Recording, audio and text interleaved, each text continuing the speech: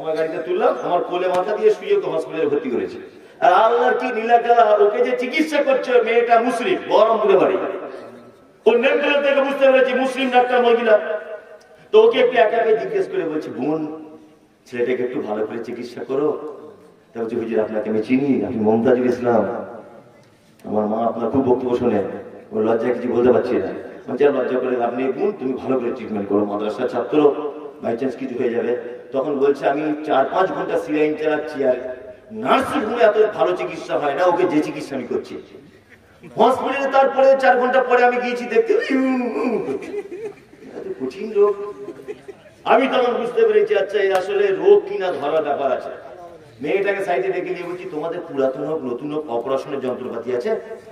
আছে বুঝু, এই বড় বড় ছুরি কাঁচি সেলাই করা যন্ত্রপাতি সবাই বাসনের মতো একটা প্লেটে করে এনেছে, ওর সামনে রেখেছে।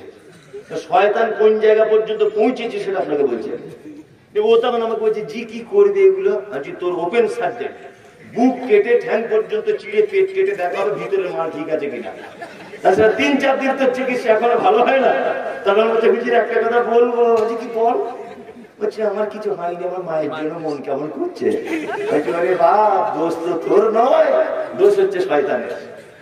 এ তোকে সিলাইন পর্যন্ত পৌঁছেছে কোরআন শিক্ষা থেকে তোকে দূরে রাখবে বলে। কি বলছি বুঝতে পারছেন? তার মানে স্কুলে পড়া ছেলের থেকে মাদ্রাসায় পড়া ছেলে বদমাশ হওয়ার একটা কারণ হচ্ছে এই, ওই যে জনগণ মনোদির হয় ওকে জয় হয়ে ভারত ভাগ্য বিধাতা। শয়তান দেখছো তো আমাদের দলিল, ওর পিছনে লেগে আমার লাভ নেই। বরঞ্চ আলহামদুলিল্লাহ রাব্বিল আলামিন আর রহমানির রহিম মালিক ইয়াউমিদ্দিন আল্লাহু লা ইলাহা ইল্লা হুয়াল হাইয়ুল কাইয়্যুম লা তাখুযুহু সিনাতুন ওয়া লা নাওম। এইগুলো যারা করছে শয়তান দেখছে এদেরকে এর থেকে বিরত রাখতে হবে। কারণ এরা তেলাওয়াত করলেই স্রষ্টার সম্পর্কে জ্ঞান চলে আসবে, তখন আর আমার ফলে সহজে পড়বে না। ওই জন্য সব থেকে বড় শত্রু হচ্ছে কোরআন তেলাওয়াতকারী শয়তান। ওই জন্য আল্লাহ তাআলা বলেছেন, ফাইজা কারাতাল কোরআন ফাসতাইয বিল্লাহি মিনাশ শাইতানির রাজীম। তোমরা যখনই কোরআন তেলাওয়াত করবে শয়তানের কুমন্ত্রণা থেকে আমার কাছে একবার আশ্রয় চেয়ে নাও, তারপরে কোরআন মাজিদে হাত দাও। তো শয়তান কিন্তু জয় হয়েছে বল খেলার মাঠে, ওরাই ফার্স্ট প্রাইজ পেয়েছে। পেয়েছে না? কোরআন পড়েন, কোরআন পড়েন, পড়েন। তবে কোরআন পড়ার অবশ্যই একটা সিজন আসছে সামনে, রমজান মাস, সাংঘাতিক সিজন। ইমাম সাহেবের চাকরিটা গাড়ি মুশকিল, আর ফতোয়া তো শেষ নাই। হুজুর দুপুর বেলাতে বইয়ের গায়ে হাত লেগে গেছে, হবে ফতোয়া শেষ নাই। থুতু গিলে নিয়েছি মনি সাহেব হবে, অথচ 11 মাস ও ঘুরেছে, মুখে পানি লাইনি, হ্যাঁ, আর ও থুতু গিলে নিয়ে ফতোয়া জিজ্ঞেস করছে। এইসব ভণ্ডামি আসছে। আর কিছুদিন পরে জুতো চুরি, ইমাম সাহেবের সাথে ঝামেলা, ওকে ঘুমোতে দেবে না, ডিস্টার্ব করবে, কারো জুতো চুরি হয়ে যাবে, ইফতার নিয়ে মারামারি, তাই না? হবে কি হবে না? কোরআন পড়া নিয়ে মারামারি, সাংঘাতিক ব্যাপার। আল্লাহু লাইলাতুল কদরে রাত জাগতে হবে। কি রাত জাগা? এতে কাবে বসছে বিড়ি নিয়ে, আল্লাহর কসম করে বলছে কথা সত্য। এতে কাবে বসছে 4-5 বান্ডিল বিড়ি নিয়ে। আমি ধরে ফেলে দিয়েছি বর্ধমানের একটা লোক।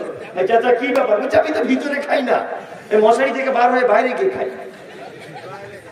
দেখুন অবস্থা, বিড়ি নিয়ে এতে কাবে বসছে, যত মানে ভণ্ডামি আসছে। তবে এই আবেগে ভাসিয়ে দিলে চলবে না, আবেগে ভাসলে চলবে না। কোরআন তেলাওয়াত করুন। কি রমজান মাস, কি এমনি দিনে কোরআন তেলাওয়াত করুন। আল্লাহ, কোরআন তেলাওয়াতের ব্যাপারে হাদিসের ভিতরে বলা হচ্ছে যে একটা লোকের জাহান্নাম একেবারে সিলেক্ট হয়ে গেছে, জাহান্নামে যাবে, এই জাহান্নাম যাবে, এর বাঁচানোর কোনো রাস্তা নেই। অনেক সময় মানুষের ফাঁসি হয়ে গেলে তখন তার রাষ্ট্রপতির কাছে প্রাণ ভিক্ষা করার একটা অপশন থাকে কি থাকে না? থাকে, থাকে। যে লোকটা জাহান্নাম একেবারে ফয়সালা হয়ে গেছে, ওই লোকটার কাছে 2টা আমল এসে বলবে। এক, লোকটা যদি কোরআন তেলাওয়াতকারী হয়, তা কোরআন তেলাওয়াত নিজে এসে বলবে, আল্লাহ ও আমাকে তেলাওয়াত করেছিল, ও আমাকে তেলাওয়াত করেছিল, আমি ওকে জাহান্নাম থেকে বাঁচাবই বলে কোরআন তেলাওয়াত নিজে আল্লাহর সাথে তর্ক বিতর্কে লাগবে। যতক্ষণ পর্যন্ত এক পর্যায়ে ওই লোকটাকে জান্নাতে না দেওয়া হবে, কোরআন তেলাওয়াত তার পিছন থেকে হটবে না। কি বলছি বুঝতে পারছেন? আল্লাহ।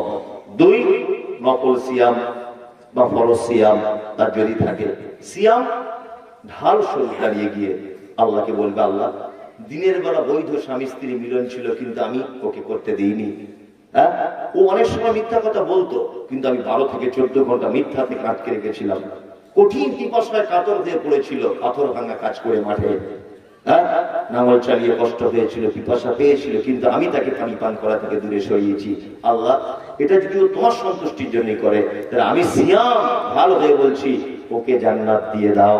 তখন আল্লাহ সুবহানাহু ওয়া তাআলা বলবেন, আহারে বান্দা আমার জন্যই, হ্যাঁ ঠিক আছে তোকে জান্নাত দিয়ে দিলাম। কোরআন বেশি করে তেলাওয়াত করো। চলুন আমি আবার যে সূরাটা বলছি ওটা বলে দিই। তাহলে আউযু বিল্লাহ বিসমিল্লাহ দিয়ে শুরু করতে হবে। আউযু বিল্লাহটা বললাম, বিসমিল্লাহটা আর বলা হবে না, আবার অন্য গ্রামে এলে বলবো। এবারে সূরাটা বলছি, আলিফ লাম মিম সাদ। কোরআনে 29টি সূরার ভিতরে এরকম শব্দগুলো আছে। কটি? 29টি। এক, আলিফ লাম রা, আলিফ লাম মিম, তাহা, ইয়াসিন, কাফ, কাফ আইন সাদ, নুন, আলিফ লাম মিম, আলিফ লাম রা, এরকম শব্দগুলো নেই আছে। ইয়াসিন এগুলোকে আরবিতে বলা হয় হুরুফে মুকাত্তাআত, বাংলাতে বলা হয় বিচ্ছিন্ন অক্ষরমালা। আল্লাহ আ'লাম, আল্লাহ ভালো জানে। কি বললাম বুঝলেন? আমি মুমতাজুল ইসলাম এ ব্যাপারে জানি না, আল্লাহ নবী সাল্লাল্লাহু আলাইহি ওয়াসাল্লাম এ ব্যাপারে জানতেন না। আর সবথেকে আশ্চর্য ব্যাপার, সাহাবায়ে কেরামগণ আল্লাহর নবীকে এ ব্যাপারে কোনো প্রশ্নই করেননি। এত ভদ্রতা ছিল। আমাদের তো প্রশ্ন শেষ নেই। মানে পাঞ্জাবিওয়ালা লোক দেখলেই প্রশ্ন। নদিয়াতে একটা ছেলে প্রশ্ন করে আমাকে কাগজে লিখে দিয়ে বলছে, হুজুর আপনি তো বলেন কাঁধে দুটো ফেরেশতা থাকে, সব নাকি লিখে রাখে। তা আমার জানতে ইচ্ছা করছে তাদের খাতাগুলো কোথায় থাকে। এটা জেনে তোর বাবা, হ্যাঁ এটা জেনে তোর না প্রশ্ন করছে, এটা হবে কিনা ওটা হবে কিনা, হাবি যাবি অনেক প্রশ্ন। একটা লোককে আমি আজ পর্যন্ত বক্তব্য জগতে 15 বছরের কাছাকাছি বক্তব্য রাখছি, 15 বছরের কাছাকাছি, এই 15, 12, 14, 15 বছরের ভিতরে একটা লোককে দেখতে পেলাম না যে লোকটা আমি জলসা করতে এসেছি আমাকে এসে বলছে মমতাজুল বেটা বা মমতাজুল ভাই বা মমতাজুল চাচা বা মমতাজুল বন্ধু। আর তাহিয়াতটা আমার একবার হচ্ছে কি দেখো তো। আমি 2 রাকাত নামাজ পড়ছি, এই নামাজটা আল্লাহর নবীর পদ্ধতিতে হচ্ছে কি দেখো তো বেটা একটু। আল্লাহুম্মা বারিক বাণীটা আমি বলছি, দেখো তো বাপ আমার হচ্ছে কিনা। না, নিজে কি করে সংশোধন হব এই উদ্দেশ্যে নিয়ে যে একজন আলেমকে জিজ্ঞাসা করবে, এই সব কিছু নয়। ফেরেশতাদের খাতা কোথায় থাকে এটা জেনে তোমার বাপের কি বদমাইশির জায়গা পাও না? তোমার মুখে দাড়ি নেই, তুমি এক প্রশ্ন কেন করছো না যে দাড়ি না রাখলে কি পাপ? তোমার বেটা গাঁটের নিচে কাপড় পরে, তুমি এই প্রশ্ন কেন করো না যে গাঁটের নিচে কাপড় পরা জায়েজ কি না যায়? তোমার বেটা চুল কেটেছে হানি সিং এর মতো, তুমি প্রশ্ন করছো না এই চুল কাটা কোন হাদিসে আছে? তোমার বদমাইশি এটাই। আলেম ওলামাদের দাড়ি টুপি ওলাদের কি করে অপমান করা যায়, মানে আগে থেকে জেনে এসে আবার চিরকুটি দিয়ে জানছে, মানে ও পারে কিনা দেখি। তোমার মতো গোলাম হাসান আমার টুপির তলাতে বসে আছে অনেক, তোমাকে আমি চিনি না, তুমি কোন উদ্দেশ্যে প্রশ্ন করো? সব ভাবনামি। নিজে কোনোদিন ইমাম সাহেবকে গিয়ে বলে না মসজিদে যে আমি 2 রাকাত নামাজ পড়ছি, আল্লাহ নবীর মতো নামাজটা হচ্ছে কি দেখুন। এইসব ধান্দা নেই। সাহাবায়ে কেরামগণ আল্লাহ নবী সাল্লাল্লাহু আলাইহি ওয়াসাল্লামকে জিজ্ঞাসা করেন, আর এই ব্যাপারগুলোতে আমার কথা বলার রাইট নেই। আল্লাহ তাআলা তারপরে বলছেন, কিতাবুন উনজিলা ইলাইকা, কোরআন একটি কিতাব যা আপনার উপর অবতীর্ণ করা হয়েছে। ফালা ইয়াকুন ফি সাদরিকা হারাদুম মিনহু লিতুনজিরা বিহি ওয়া যিকরা লিল মুমিনিন। আর এই কোরআনের দাওয়াত দিতে গিয়ে যদি কোনো সমস্যার সম্মুখীন আপনি হন, তাহলে আপনার মনে যেন কোনো সংকীর্ণতা, ভয় ভীতি যেন কাজ না করে। তার মানে অত্র আয়াতে এটা বোঝা যাচ্ছে কোরআনের কথা দাওয়াত দিতে গেলেই ঝামেলা হবেই, বিতর্কে জড়িত হতে হবে, প্রশ্নের সম্মুখীন হতে হবে, এবং তখন আপনাকে ধৈর্য ধারণ করতে হবে। কি বলছি বুঝতে পারছেন? ওই জন্য আমি অবাক হই, আল্লাহ মুহাম্মদ সাল্লাল্লাহু আলাইহি ওয়াসাল্লাম বলেছেন আপনি কোরআন দিয়ে দাওয়াত দিন, আর দাওয়াত দিতে গিয়ে যদি কোনো সমস্যা হয় তাহলে আপনি ধৈর্য ধারণ করুন। আপনার মনে যেন কোনো ভয় যেন কাজ না করে, কোন সংকীর্ণতা যেন কাজ না করে। আমি অবাক হই একটা জিনিস, বর্তমান বাজারে তবলিগ জমাতের অনেক পদ্ধতি আছে, তবলিগের নেই আছে না? আছে। আমার মনে হয় মাটির মানুষ যদি দেখতে চান তাহলে তবলিগ জমাতের দিকে দেখা যাবে। মাটির মানুষ, আপনি গাল দিলেও হাসে, আমি নিজে দেখেছি। আপনি গাল দেবেন না, একদম হাসছে, হাসছে না? হাসছে। এত ভালো লোক, এত ভালো লোক, ওরা কাউকে গালও দেয় না। কত মসজিদে খবর পাওয়া যায় হাড়ি হোন্ডা নিয়ে ঢুকিয়েছে, ছুঁড়ে ফেলে দিয়েছে, তবু বলছে ভাই নামাজ পড়ুন, ভাই নামাজ পড়ুন, ভাই নামাজ পড়ুন। এরকম করতে নেই মানুষের সাথে, এত ভদ্র ব্যবহার। কি বলছি বুঝতে পারছেন? আল্লাহু আকবার। আমি এতদিন ব্যাপারটা বুঝতে পারিনি যে এরা এত ভালো কেন, এরা এত দামি কেন, এদের রাগ নেই কেন, এটা আমি বুঝতে পারিনি। এখন বুঝতে পারছি এ তো মহাবিপদ, এ তো মহাবিপদ। বক্তা বক্তব্য দিতে এসেছে, চোর বলছে ভালো বক্তা, সুদখোর বলছে সাংঘাতিক বক্তা, ব্যভিচার লিপ্ত বলছে সাংঘাতিক মাল, আগের বছর আবার দাওয়াত করতে হবে। জমি ফাঁকি দেওয়ার লোক বলছে সাংঘাতিক বক্তা, সভাপতি বলছে সাংঘাতিক বক্তা, গুন্ডা বলছে সাংঘাতিক বক্তা, মদ পান করে সে বলছে সাংঘাতিক বক্তা। ও সাংঘাতিক বক্তা হলো কি করে? এই ও সাংঘাতিক বক্তা হয় কি করে? তার মানে বক্তাই না, হচ্ছে গোল আলু, সব তরকারিতে থাকে। কি বলছি বুঝতে পারছেন না? ও কি সব তরকারিতে থাকে। বক্তব্য এমন দিতে হবে বেনামাজি একদম পালাবে এখান থেকে দূরে ছড়ে, ওই পাবে ধারে পাশে থাকা যাবে না। সুর করে কেটে পড়বে, গুণের জমি ফাঁকি দিয়েছে সুর করে কেটে পড়বে, দাড়ি রাখেনি সুর করে কেটে পড়বে। এ হচ্ছে অরিজিনাল কথা বলা বক্তা। কি বলছি বুঝতে পারছেন না? সবাই যখন বলছে ভালো, তার মানে বলতে হবে সঠিক কথা বলছে না। তবলিগের মতো লোক খুব ভালো, এসার নামাজ পড়ে বলছে ভাই আপনারা দিন ইমানের কথা হবে, সবাই বসে যাবেন। গোল হয়ে মানুষ বসে আছে, গোল হয়ে মানুষ বসে আছে। তবলিগ করছে কি দিয়ে? ছোট্ট একটি কিতাব বার করেছে পকেট থেকে, তার নাম ফাজাইল আমল। আর একটা পকেট থেকে আরেকজন বার করেছে, তার নাম মুনতাখাবে হাদিস। আমি তখন বলছি আমি সাহেব একটু কোরআনের আয়াতের বাংলা অনুবাদ করে দিলে হতো না? তখন বলছে দিল্লি থেকে অনুমোদন নিতে হবে, দিল্লি থেকে পারমিশন ছাড়া আমরা কোরআন তেলাওয়াত করতে পারবো না, ফাজাইল আমল দিয়েই চলবে। তখন আমি বুঝতে পেরেছি ওই জন্য পৃথিবীর কেউ তোমাদের বিরোধিতা করে না, কারণ মুহাম্মদ সাল্লাল্লাহু আলাইহি ওয়াসাল্লামকে যে দাওয়াতের পদ্ধতি আল্লাহ তাআলা বলেছেন কোরআন দিয়ে দাওয়াত দিতে হবে, কোরআন দিয়ে দাওয়াত দিলেই সমস্যা হবে। তখন আপনাকে কি করতে হবে? আপনার মনে যেন কোনো ভয় সংকীর্ণতা যেন সৃষ্টি না হয়। তুমি তো ফাজাইল আমল দিয়ে তাবলীগ করছো, তোমার বিরুদ্ধে কেউ যাবে না, কেউ তোমার বিপক্ষে যাবে না। আশ্চর্য ব্যাপার, কোরআন এবং সহিহ হাদিসের ব্যাপারে কথা বললেই বিপর্যয় আসবে কি আসবে না? আসবে, আসবে। তার একটা জ্বলন্ত প্রমাণ। উপর বাংলার বিখ্যাত আলেম, ওনার নাম হচ্ছেন আব্দুর রাজ্জাক বিন ইউসুফ। নাম শুনেছেন? শুনেছেন? যেখানে বক্তব্য যাচ্ছে নয় পুলিশ আটকে দিচ্ছে, নয় জনগণ আটকে দিচ্ছে, নয় তার বাস দিয়ে হাতে মারছে, তার গাড়িতে ইট দিয়ে মারছে। দেখেছেন সোশ্যাল মিডিয়াতে? বাংলাদেশের প্রখ্যাত আলেম আব্দুর রাজ্জাক বিন ইউসুফ 500 কোটি টাকার মামলাতে ফেঁসেছেন। বাংলাদেশের প্রখ্যাত আলেম ডাক্তার আসাদুল্লাহ গালিব হাফেজাহুল্লাহ দীর্ঘদিন যাবত তিনি জেলখানার ভিতরে ছিলেন, কত কোটি টাকার মামলা খেটেছেন। বাংলাদেশের প্রখ্যাত আলেম মুজাফফর বিন মহসিন কতদিন যাবত তিনি জেলখানাতে বন্দী ছিলেন, আপনারা দেখতে পেয়েছেন। আচ্ছা, আপনারা দেখতে পেয়েছেন যে তাহিরি হুজুর কোনদিন জেলে গেছে? এনায়েতুল্লাহ আব্বাসী, কোন পীর সাহেব কোনদিন জেল খেটেছে ইসলামের কথা বলতে গিয়ে? দেখেছেন? কেউ বুঝবেন না, কারণ ও যে সত্যি কথা বলে না, ও যে এখন হাদিস কোরআনের কথা বলে না। আর আব্দুর রাজ্জাক বিন ইউসুফ ও যে হাদিস কোরআনের কথা বলে। এই যে আল্লাহ তাআলা বলছেন হারাজাম মিনহু লিতুনজিরা বিহি ওয়া যিকরা লিল মুমিনিন, আপনি মুমিনদেরকে ভয় দেখান, মানুষদের কাছে দাওয়াত দেন কোরআনের দাওয়াত, আর কোরআনের দাওয়াত দিতে গেলেই সমস্যা হবে। কি বুঝতে পারছেন? সারা বাংলা জুড়ে যত পীর সাহেব আছে এদের কোনো শত্রু নেই, একটাও শত্রু নেই এদের। কি বলছি বুঝতে পারছেন?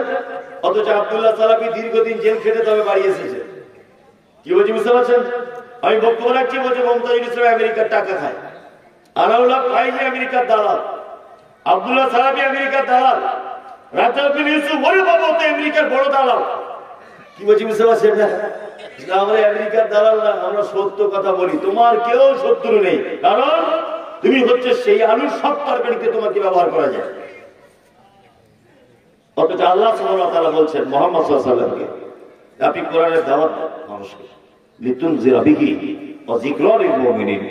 আর কোরআনে মুমিনদের জন্য রয়েছে অসংখ্য উপদেশ। পবিত্র আল কোরআনে উপদেশ নেই?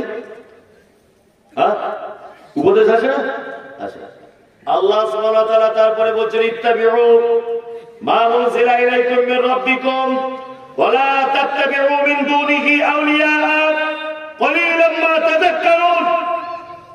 আনুগত্য করো মা উনজিলা ইলাইকুম মির রাব্বিকুম, রবের পক্ষ থেকে যেটা অবতীর্ণ হয়েছে তোমরা তার আনুগত্য করো।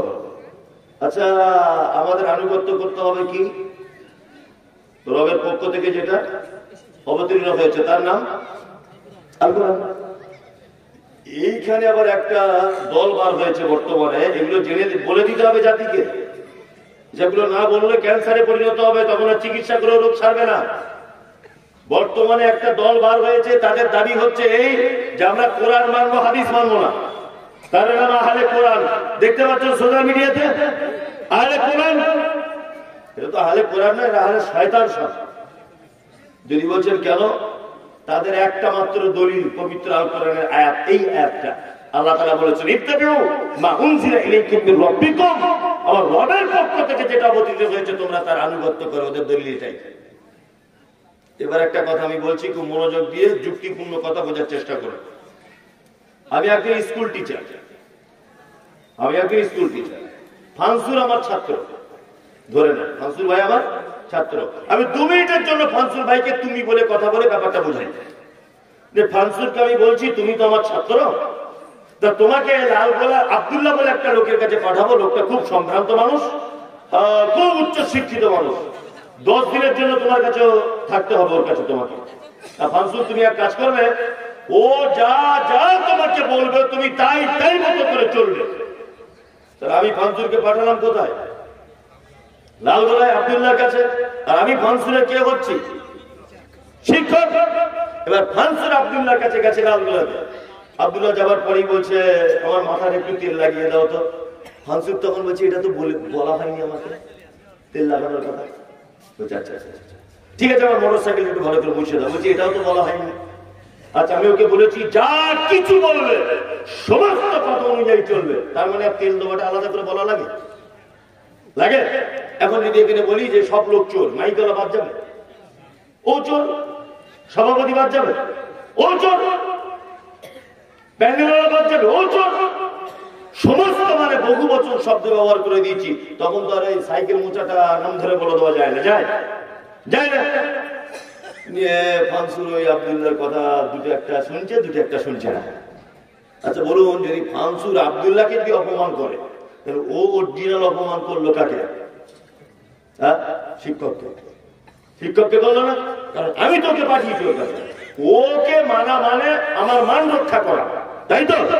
যারা বলছে আহলে কোরআন, আল্লাহ তাআলা পবিত্র কোরআনের ভিতরে বলছেন কি, কুল ইন কুনতুম তুহিব্বুনাল্লাহ ফাত্তাবিউনি। সুবহানাল্লাহ। তোমরা যদি আমার ভালোবাসা যদি পেতে চাও, কে বলছে এটা? আল্লাহ। তোমরা যদি আমার ভালোবাসা যদি পেতে চাও ফাত্তাবিউনি, তাহলে মুহাম্মদ সাল্লাল্লাহু আলাইহি ওয়াসাল্লামের আনুগত্য করে চলো। কি বলছি বুঝতে পারছেন? তারপর আল্লাহর ভালোবাসা পেতে গেলে কি করতে হবে? মুহাম্মদ সাল্লাল্লাহু আলাইহি ওয়াসাল্লামের আনুগত্য করে চলতে হবে। আল্লাহ আমাদেরকে পাঠাচ্ছেন, মুহাম্মদ যা বলে তোমরা সেই অনুযায়ী চলো, তাহলে আমাকে পেয়ে যাবে। তার মানে যারা বলছে আহলে কোরআন, এরা টিকে থাকতে পারবে? পারবে না। আল্লাহু আকবার। এবারে আর একটা কথা বলি, কিছু মানুষ আছে তাদের দাবি হচ্ছে এই আমরা কোরআন হাদিস মানবো, তার সাথে সাথে কিছু পীর ফকিরদেরকেও মানতে হবে। এদের একেবারে অপমান করা যাবে না। তাদের দাবি আছে না নেই? আর মানছো? তাই মানছো? মানছো? একদমই নয়। আল্লাহ তাআলা বলেছেন আলা তাত্তাবিউ মিন দুনিহি আউলিয়া, তোমরা আনুগত্য করো না ওলির বহু বচন আউলিয়া। আউলিয়াদের আনুগত্য করতে যেও না। বলুন তো দেখি, আল্লাহর ওলি হওয়া, আমরা বলি না আল্লাহর ওলি, আল্লাহর ওলি হওয়া এটা সহজ না কঠিন? খুব কঠিন না? খুব কঠিন। ও বলছে কঠিন, উনি বলছেন কঠিন, আরেকজন বলছে কঠিন। আসলে কঠিন নয়, আমাদেরকে কঠিন বোঝানো হয়েছে। কেমন করে বোঝানো হয়েছে? অমুক জায়গায় কাজল অলি ছিল, 30 বছর বিয়ে করেনি, গোপগুলো বড় বড়, মাথায় উকুনে ভর্তি, কি বলছি বুঝতে পারছেন না? নদীর পাড়ে বসবাস করতো, একটা ঠ্যাং গাছের উপরে বাঁধা থাকতো, এ আল্লাহ বড় অলি। এইভাবে আমাদেরকে ভাবানো হয়েছে। ভাবানো হয়েছে না? ভাবানো হয়েছে। অমুক জায়গায় আল্লাহ অলি ছিলেন, 3 বছর যাবত পানি খায় না, আল্লাহ অলি ভাবানো হয়েছে আমাদেরকে। অথচ পৃথিবীতে সব থেকে সহজ এবং তাড়াতাড়ি হওয়া যায় আল্লাহর অলি, আল্লাহর বন্ধুকে। আত্মীয়তার সম্পর্ক ভালো রাখুন, যাকাত বুঝে দেন, টাইমে সালাত আদায় করুন, মাহে রমজানের সিয়াম পালন করুন, দান সাদকা করুন, আল্লাহর বিধান মতো চলুন, আপনি আল্লাহর বন্ধু। তার মানে আল্লাহর ওলি হতে গেলে আলাদা কোনো উপাধি, আলাদা কোনো স্কুলে গিয়ে সার্টিফিকেট দিতে হয় না, কোন স্কুলে সার্টিফিকেট দিতে হয় না। আল্লাহ সুবহানাহু ওয়া তাআলা বলছেন, ওয়ালা তাত্তাবিউ মিন দুনিহি আউলিয়া কলিলান মা তাযাক্কারুন। আর এই সব ব্যাপারগুলো অল্প সংখ্যক মানুষ বোঝে।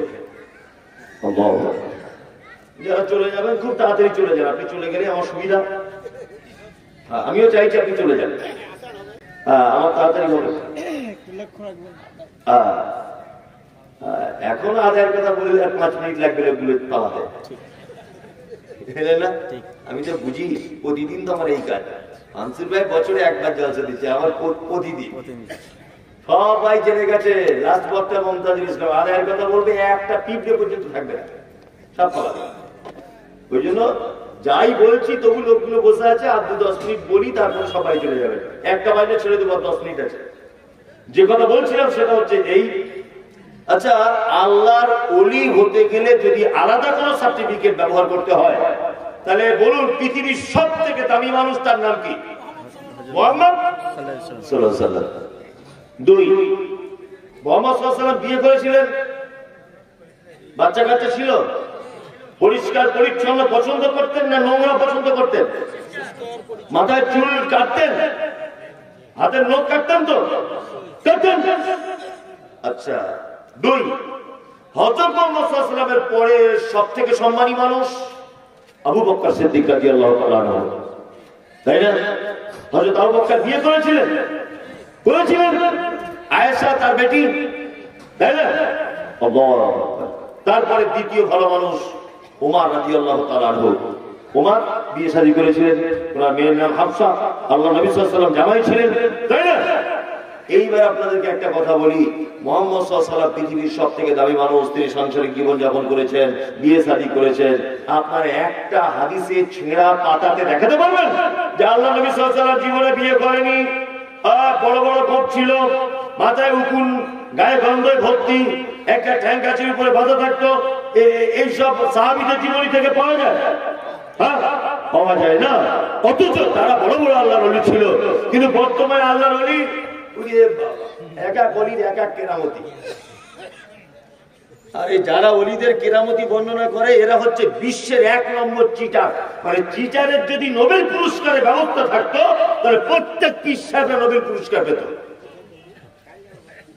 মানে চিটারির যদি নোবেল পুরস্কারের ব্যবস্থা থাকতো প্রত্যেক পীর সাহেবরা চিটারির নোবেল পুরস্কার পেয়ে যেত। এই দেখুন একটা কথা বলি, আল্লাহর ওলির বক্তব্য দিচ্ছে, বলছে আব্দুল কাদের জিলানী, বন্ধুরা আমার, এত বড় আল্লাহর ওলি ছিল, মায়ের পেটের ভিতর থেকে যখন বার হয়েছে 20 পারা 15 পারা 19 পারা কোরআনের হাফেজ হয়ে তবে বার হয়েছে। বলছে না রে তুই আল্লাহ আকবার, সারা এটা কি কোনো বক্তব্য? পাছায় রাত্রি মেরে দেবেন, একদম ফেলে দেওয়া স্টেজ থেকে, বদমাইশ হয়ে থাকা। আচ্ছা বক্তব্য কি? বন্ধুরা আমার, অমুক জায়গায় একটা আল্লাহর ওলি ছিল, জঙ্গলে বেড়াতে গিয়েছিল, সুন্দরবনে বেড়াতে গেছেন, ছোট নৌকা করে সুন্দরবনের অলিগলি ঘুরছেন নদীতে, হঠাৎ করে একটা বাঘ এসে ঝাঁপ দিয়ে দিল। কিসে না ওই আপনার নৌকার উপরে। হুজুর তখন বলছে আরাম করবো, তাকে আমি পীর সাহেব তুই আমার নৌকায় ঝাঁপ দিলি কেন? বলছে হুজুর ভুল হয়ে গেছে, বুঝতে পারিনি। আচ্ছা আমি এই গ্রামের প্রধান বক্তা, ধরেন আমি এই গ্রামের প্রধান বক্তা, আমি রাস্তা দিয়ে আসছি, একটা বিষধর সাপ ফনা তুলেছে এরকম করে। আমি যদি তাকে বলি প্রধান বক্তা তুই চিনিস মমতাজুল ইসলাম, বলুন তো ও কি বুঝবে? এমন তাজি বরঞ্চ বড় পাঞ্জাবি দেখলে আরো তেড়ে আসবে। হ্যাঁ, 4টে কুকুর আমার পিছনে লেগেছে ঘেউ ঘেউ ঘেউ করে। আমি যদি বলি কি আদব করে গেলে, আমি প্রধান বক্তা মমতাজ ইসলাম শুনবেন? হ্যাঁ শুনবো না। বরঞ্চ বড় পাঞ্জাবি দেখলে, লম্বা চড়া মানুষ দেখলে আরো হচ্ছে কামড়াবে। এই বক্তব্য হয়ে গেল। তারপরে বলছে, বন্ধুরা আমার, ওই আল্লাহ ওলিটা নৌকা থেকে বাঘ ঝাঁপ মেরে চলে গেল বনের ভিতরে। আবার একটু আগে এলো নৌকা নিয়ে, বাঘকে দেখতে পাচ্ছে নদীর মাঝখানে, হাত জোর করে বলছে, হুজুর আপনাকে চিনতে পারিনি, আপনার নৌকা ঝাঁপ দিয়েছিলাম, দয়া করে ক্ষমা করে দেন। বাঘ নদীর মাঝখানে হাত জোর করে দাঁড়াতে পারে? এইসব বক্তব্য শুনে চলছে কি চলছে না? আল্লাহর ওলিদের ঘটনা। আল্লাহ সব গাঁজাখুরি কথা, সব গাঁজাখুরি কথা। মানে আল্লাহর ওলি হতে গেলে আমাদের একটা টেন্ডেন্সি এটা, যে তার ব্যাপারে একটা অলৌকিক ঘটনা কিছু বলতে হবে। কি বলে বুঝলেন? আর একটা চালাকি আপনাদের ধরিয়ে দিই, শিক্ষিত মানুষ 2025 সালে বুঝতে সুবিধা হবে। যত আল্লাহর ওলিদের এই ঘটনাগুলো বলা হয়, কি ফুরফুরাতে যত পীর আছে, ওই আপনার ওই কলকাতায় যত পীর আছে, আজমিরে যত পীর আছে, বাংলাদেশে যত পীর আছে, তোমরা এই বর্তমানে জীবিত পীর একটা কেরামতি দেখাও, একটা কেরামতি দেখাও তুমি, তাহলে বলবো বাপের বেটা। ওই অমুক পীর সাহেব ছিল, ওই আপনার আনা বলে একটা সাগর ছিল, ওই সাগরের পানি এক বোতলের ভিতরে ঢুকিয়ে দিয়েছে, পাবলিক সেরা নারী দেখবি দিচ্ছে। যে বক্তব্য দিচ্ছে এ পীর সাহেব, আমি বলছি ও নাই এক সাগর পানি বোতলে ঢুকিয়েছে, তো তুমি এক বালতি বোতলে ঢোকাও দেখি তোমার বাপের কত ক্ষমতা। সোশ্যাল মিডিয়ার যুগ, ভাইরাল হয়ে যাক। সব চিটার, সব মরা মানুষের নামে কেচ্চা কাহিনী, একটা জ্যান্ত পীরের নামে কোনো কাহিনী নেই। জানে ধরে ফেলবে, কি জানে ধরে ফেলবে। আল্লাহ, সাহাবীদের জীবনে অলৌকিক ঘটনা আছে না নেই? সাহাবীদের জীবনে অলৌকিক ঘটনা আছে না নেই? আছে। আচ্ছা, আমি যদি একটা মজার অলৌকিক ঘটনা আপনাদেরকে বলি, তারা আল্লাহ ওলি ছিল কিনা আপনারা বিবেচনা করবেন। ছোট্ট 1 মিনিটে বলি। হযরত আবু হুরায়রার নাম শুনেছেন? সব থেকে বেশি হাদিস বর্ণনা করেছে কে? আবু হুরায়রা। সব থেকে কম সময় আল্লাহর নবীর সঙ্গে পেয়েছেন কে? আবু হুরায়রা। মাত্র 3 বছর আল্লাহ নবীর সাথে ছিলেন। কত বছর? 3 বছর। এই 3 বছর আল্লাহ নবী সাল্লাল্লাহু আলাইহি ওয়াসাল্লামের সাথে থাকার পরেও সব থেকে বেশি হাদিস তিনি বর্ণনা করেছেন। কি বললাম বুঝলেন?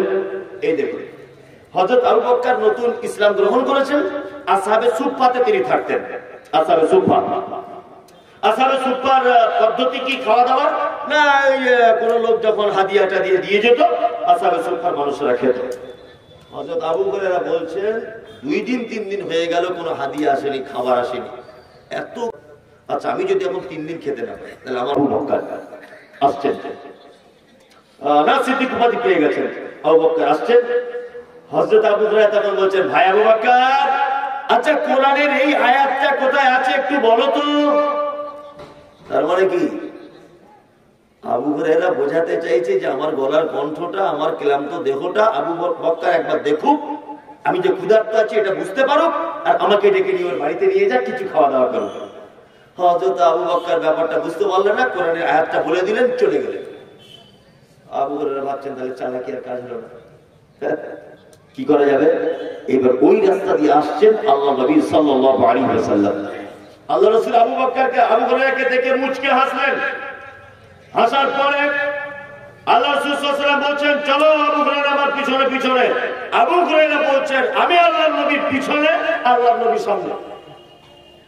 বাড়ি পর্যন্ত পৌঁছে গেলেন আল্লাহ রাসূল, আমাকে বাড়িতে ঢোকার পারমিশন দিলেন। আল্লাহ রাসূল গলার কণ্ঠস্বরটা উচ্চ করে দিয়ে বললেন, আবু হুরায়রা। আরে আশ্চর্য ব্যাপার, তো বরকতের খানা বাড়িতে চলে এসেছে। আবু হুরায়রা বলছে, আল্লাহ রাসূল কি? আল্লাহ রাসূল একটা পিয়ালা, ছোট্ট একটা পিয়ালাতে একটু দুধ এনে বলছেন, আবু হুরায়রা, কেউ যেন এই দুধটা হাদিয়া দিয়েছে, চলো আজকে খুব মজা করে খাওয়া হবে। আবু হুরায়রা মনে মনে ভাবছেন যে 2 দিন 3 দিন খাওয়া নাই, আর 1 পিয়ালা দুধ, ও তো আমার এক কোনায় পড়ে থাকবে। মনে মনে ভাবছেন কত চমৎকার, কত শিক্ষা আছে হাদিস থেকে, দেখুন। আল্লাহ রাসূল এবার বলছেন, আবু হুরায়রা, আসহাবে সুফফাতে যতজন সাহাবী সবাইকে ডেকে আনো। আবু হুরায়রা তো টেনশন শুরু হয়ে গেল। কতজন নির্দিষ্ট ভাবে হাদিস থেকে কিছু জানা যায় না যে কতজন সাহাবী, তবে কেউ কেউ মন্তব্য করেছেন 40 বা 40-এর মতো, 40-এর কম বা 40-এর মতো সাহাবী আসহাবে সুফফাতে ছিলেন। আবু হুরায়রা নবীজি আদেশ করেছেন অমান্য করার জায়গা নেই, জায়গা আছে নেই, আবু হুরায়রা চলে গেলেন। 40 জন সাহাবীকে ডেকে আনলেন আল্লাহ রাসূলের দরবারে। আল্লাহ রাসূলের সাহাবী আবু হুরায়রা ভাবছেন হয়তো আল্লাহর নবী আমাকে বলবেন যে তুমি প্রথমে পান করো আবু হুরায়রা, তারপরে ওদেরকে দাও। এই কথা আল্লাহ রাসূল বললেন না। আল্লাহ রাসূল বলছেন পিয়ালাটা হাতে দিয়ে আবু হুরায়রা যে এক ধাপ থেকে ওদেরকে পান করাও। আবু হুরায়রা তো মন আরো খারাপ, কিন্তু আরো মুশকিল, তাহলে মনে আমি আর দুধ পাবো না, আমি মনে হয় দুধ পেলাম না। হযরত আবু হুরায়রা বলছেন আমি 1 জন 2 জন 3 জনকে দুধ পান করাতে লাগলাম। অবশেষে আল্লাহ রাসূল আমাকে বলছেন আবু হুরায়রা তুমি দুধ পান করো। হযরত আবু হুরায়রা বলছেন আমি দুধ পান করলাম। আল্লাহ রাসূল বলছেন আবার পান করো, আবার করো। আবু হুরায়রা বলছেন আমি আবার দ্বিতীয়বার করলাম। তারপর আল্লাহ রাসূল তৃতীয়বার বলছেন আবু হুরায়রা আবার পান করো। আবু হুরায়রা বলছেন আল্লাযী নাফসি বিয়াদি, আল্লাহর কসম যার হাতে আমার প্রাণ রয়েছে আল্লাহ রাসূল, আমার পেটে আর রাই ঢোকার জায়গা নেই, সরিষার দানা পরিমাণ আমার পেটে আর কোনো জায়গা নেই। আল্লাহ রাসূল বলছেন আবু হুরায়রা তুই ভয় করছিলে, ভয় করছিলে যে আল্লাহ রাসূল ভয় থাকতে হবেই। তখন আল্লাহ রাসূল বলছেন আবু হুরায়রা পিয়ালার দিকে তাকাও। আবু হুরায়রা বলছেন পিয়ালার দিকে তাকালাম, যেমনকার দুধ তেমনই রয়েছে। সুবহানাল্লাহ। বলছি যদি আল্লাহর ওলিদের যদি অলৌকিক ঘটনা যদি শুনতে হয় আমরা সেই হাদিস থেকে শুনবো। কি বলছি বুঝতে পারছেন না? আচ্ছা আর একটা বলতে খুব ইচ্ছা করছে, বলি বুঝলেন, না বললে মনে হচ্ছে আমার গাড়িতে ঘুম আসবে না, এটা আমার বলতেই হবে। আল্লাহর ওলিদের একটা মারাত্মক আশ্চর্য ঘটনা আপনাকে বলি। আচ্ছা বলুন তো বদর যুদ্ধ হয়েছিল কত হিজরিতে? কথা বলুন। 2 হিজরিতে। কত? 2 হিজরিতে। উহুদে জানা নেই, তার পরের বছর 3 হিজরিতে। মানে বদরে মুসলিমরা জয়লাভ করেছে, ভালো করে বুঝবেন। মুসলিমরা যখন জয়লাভ করেছে বদরে, তখন কুরাইশ নেতা আবু সুফিয়ানের মাথায় কাজ করছে না, ওদেরকে মারতেই হবে যেমন করে। তারপরের বছর আবার যুদ্ধ ঘোষণা হলো কোথায়? উহুদে। উহুদে আল্লাহ নবী সাল্লাল্লাহু আলাইহি সাল্লামের একটি কথা ইখতিলাফ হওয়ার কারণে গোটা উহুদের যুদ্ধে সেদিন আর মুসলিমরা জয়লাভ করতে পারেনি। তারপরের বছরের যুদ্ধ হয়েছিল কোন যুদ্ধে জানা আছে কারণ? খন্দক। খন্দক আমি 3টে জায়গায় নিজে চোখে দেখেছি। খন্দক, খন্দকের যুদ্ধের সময় মুসলিম সৈন্য কম ছিল, কারণ উহুদে 70 জন শহীদ হয়েছে আল্লাহ নবী সাল্লাল্লাহু আলাইহি ওয়াসাল্লামের সাহাবী, 70 জন তীরন্দাজ শহীদ হয়েছে, 70 জন যুদ্ধের বীর বিক্রমের মতো যারা যুদ্ধ করতে পারে তারা শহীদ হয়েছে উহুদে। আল্লাহ নবী সাল্লাল্লাহু আলাইহি ওয়াসাল্লাম মনের দিক দিয়ে খুব চিন্তিত যে খন্দকে তাহলে মনে হয় শেষ হয়ে যাবে সব মুসলিমরা। একটা বাচ্চা ছেলে, নাম মনে রাখবেন, এই নামে আপনার ভাতিজা পোতাপতির নাম রাখবেন, ভালো নাম। একটা বাচ্চা ছেলে অল্প বয়সের 12-14 বছর আল্লাহ রসুলকে এসে বলছেন আল্লাহ রসুল আপনি টেনশন করছেন কেন? তা হচ্ছে খন্দকের যুদ্ধের ডাক হয়েছে, আবার তো সংখ্যায় আমরা কম, কি যে হবে। আল্লাহ রসুল মনের দিক দিয়ে চিন্তা করছেন। তখন ওই ছেলেটার নাম সালমান ফার্সি। কি নাম? সালমান ফার্সি। সালমান ফার্সি বলছেন আল্লাহ রসুল চিন্তা করার কোনো কারণ নেই তো, ওরা যেখানে ঘাঁটি নেবে আর আমরা যেখানে ঘাঁটি নেব। আল্লাহ রাসূল সাল্লাল্লাহু আলাইহি ওয়াসাল্লাম যুদ্ধের ক্ষেত্রে সবসময় রণকৌশল গ্রহণ করতেন। তার জ্বলন্ত প্রমাণ আমি দেখে এসেছি, জ্বলন্ত প্রমাণ। সূর্যের বিপরীত দিকে আল্লাহ রাসূল সাল্লাল্লাহু আলাইহি ওয়াসাল্লাম যুদ্ধের ঘাঁটি নিতেন। সুবহানাল্লাহ। সূর্য যেদিক থেকে উঠছে আল্লাহ রাসূল বিপরীত মুখে, পাহাড়ের বিপরীত মুখে ঘাঁটি গ্রহণ করতেন, কারণ সূর্যের তাপে যাতে তীর চালাতে বা কাউকে মারতে কাউকে আঘাত করতে যেন ডিস্টার্ব না হয়, ওই জন্য আল্লাহ রাসূল সাল্লাল্লাহু আলাইহি ওয়াসাল্লাম যত যুদ্ধতে ঘাঁটি নিয়েছেন সূর্যের বিপরীতে পাহাড়ের দিকে নিয়েছেন। আর যুদ্ধের রণকৌশল বৈধ,